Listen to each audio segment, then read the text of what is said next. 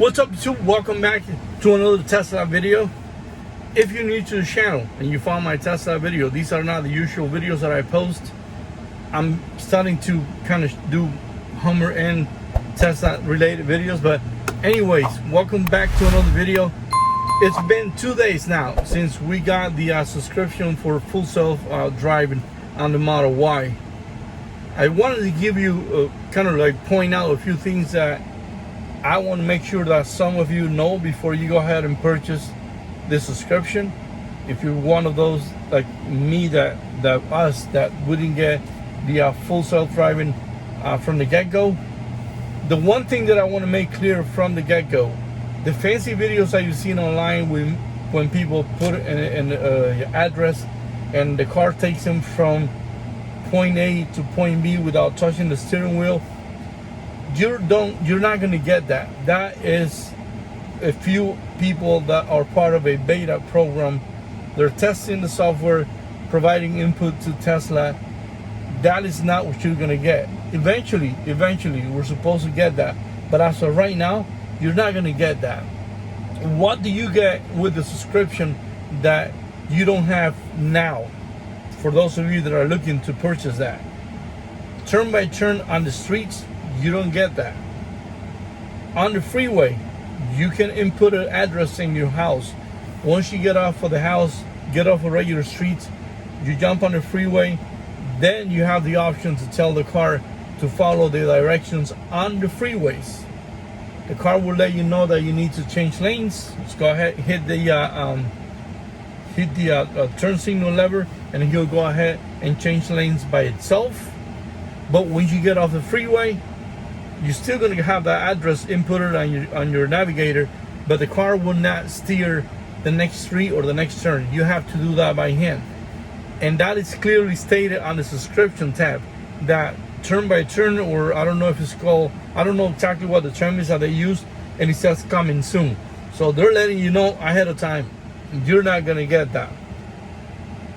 Do I think it's worth paying the $199?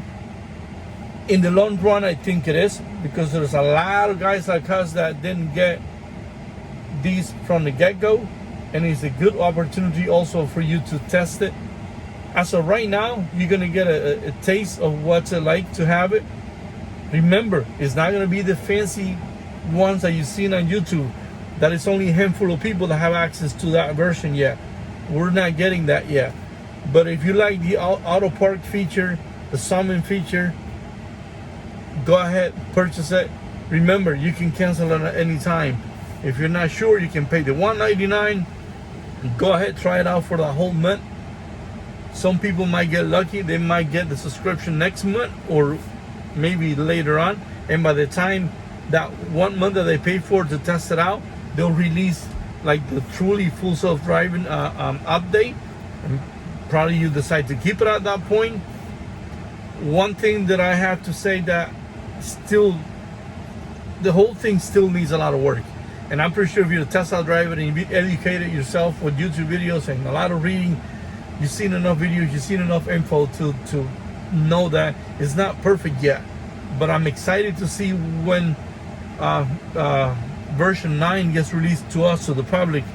I want to see all the improvements compared to what's available now.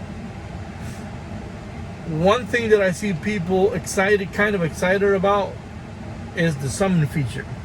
Summon. What is summon? If you're a Tesla owner, if you want to be a Tesla owner, I'm pretty sure you already know that. But if you're a Hummer driver, one of my fans, summon is a feature where you pretty much stand at the exit of the supermarket, and you go ahead and with the Tesla app on your phone, you can call the car to come from the parking space right to where you're at. We tested out in the same spot. First time, it'll do really nice. It'll come out of the spot, even if it's forward or backwards, it'll back out. It'll come to where we at. And in some other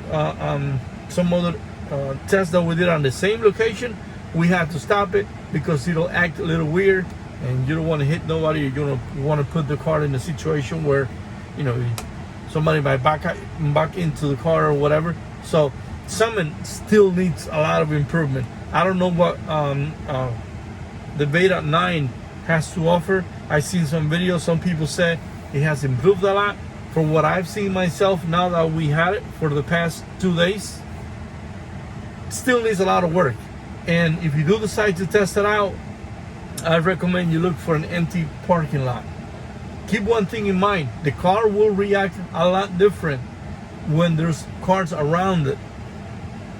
So that's one thing that, in my opinion, still needs a little bit of work. I'll say not a lot, but it still needs some improvement. One other thing that we find that it's a hit or miss is the auto park or the SelfPark. We found out that you need to really go slow for the car to detect that there's an empty spot. And as far as I know, and you can educate me if you like, the SelfPark only works when you do parallel parking in between 2 cars, and if you're on regular mall or whatever, it has to be a space in between 2 cars. I wish the car was smart enough. Eventually it'll probably do it. I wish the car was smart enough to just pick a spot, even if there's no 2 cars next to it, just pick an empty spot and go ahead and park. We're not there yet, but in order for the car to find out if it'll fit in the spot or not, you have to pass by the empty spot. A lot of times you pass by the spot and he doesn't see it, and you have to keep on going around and try it again, which at that point it defeats the purpose of having it, because you can use back in or park yourself. But that's one thing that's kind of hit or miss sometimes. What else? Other than that, I think other than the summon and the the SelfPark feature, SelfPark works a little bit better. Well, not a lot. It works a lot better than summon. Summon, like I mentioned before, it's still needs some improvement. Now, without making this video too long, do I think it's worth it to pay the $199 a month as of right now? If you test drove a Tesla that was fully loaded and you liked it, and I mean test drove, like we did, I think, a couple of test drives. The first one wasn't that, it was kind of like probably 40 minutes. The second one was an extensive test drive. I think it was an hour test drive. We were free to drive around the yellow area. And if you did a test drive like that and you like the feature, then go ahead. $199, I think it's worth it. I was expecting anything from $99 to $299, no more than $300. Anything over $300, I don't think is worth it. So $299, I think is perfect, especially for the thousands of us that didn't pay the $10,000 up front, and now you want to have a taste for what's it like. Still, I know some people were like, well, if you don't spend the 10 grand, you're gonna be paying forever. But remember, a lot of us, after a couple of years, we might trade the Tesla. I know it's not the same case for everybody, but what is it like? If you pay the subscription, what is it, like $2,400 a year? 3 years, that's just over $6 grand. At 3 years, a lot of people, I've seen people that 2 years, they either go to another Tesla or they just trade in the Tesla. If that's the case, then you only pay that much for the subscription. You don't pay interest on it. Remember, when you add the $10,000 to your loan, there's a little bit of interest in there. But anyways, overall, the price of the Tesla is charging right now, I think, is perfect. And the ability to cancel anytime is also perfect, because if you're not fully, well, this AC is blasting out. If you don't want to keep it forever, what I think is ideal for a road trip. If you know you're going to go on a road trip, you go ahead and pay that $199, do your road trip, and still use the features for a full month, and then cancel it.